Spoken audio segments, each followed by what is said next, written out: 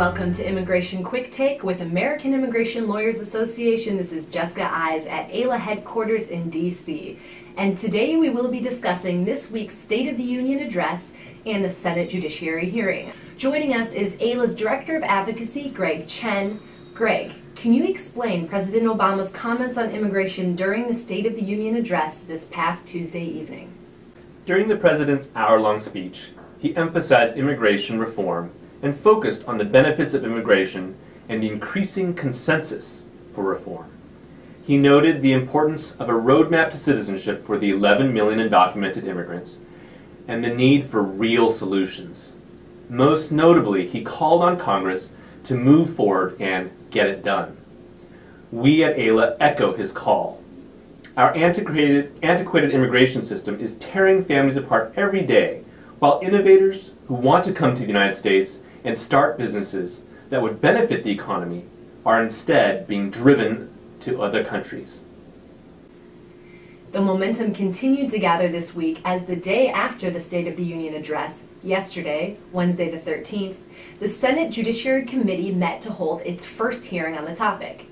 Greg, can you analyze the tone of the hearing and give us a rundown on the important takeaways from the day? The energy and support for immigration reform was palpable yesterday, as several senators on both sides of the dais expressed their commitment to getting it done. Senator Blumenthal called it a historic moment that America has not seen in a long time. Troubling, however, was the continued focus of a few senators on border security, in spite of the fact that the Department of Homeland Security has embarked on an unprecedented effort to increase border security. The Secretary testified forcefully to that issue yesterday. Eise's January report, Border Security Moving Beyond Past Benchmarks, specifically concludes that the border benchmarks established in past reform bills from 2006, 07, and 2010 have largely been met or exceeded.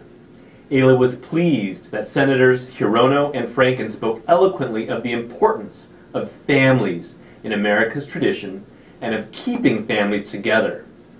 Some lawmakers have been calling for cuts to family visa categories, as we saw last week as well in the House Judiciary hearing on the same topic. As Eise members know so well, there is no reason any U.S. citizen or permanent resident should be waiting years or decades to bring their spouses, children, or siblings to be with them. Most moving, however, was Jose Antonio Vargas' testimony about his own life as someone undocumented, who has always lived his life as an American, except for his lack of citizenship. Now, the question on everyone's mind is, what impact will these events have moving forward? What kind of a timeline are we looking at, and what do you see happening next?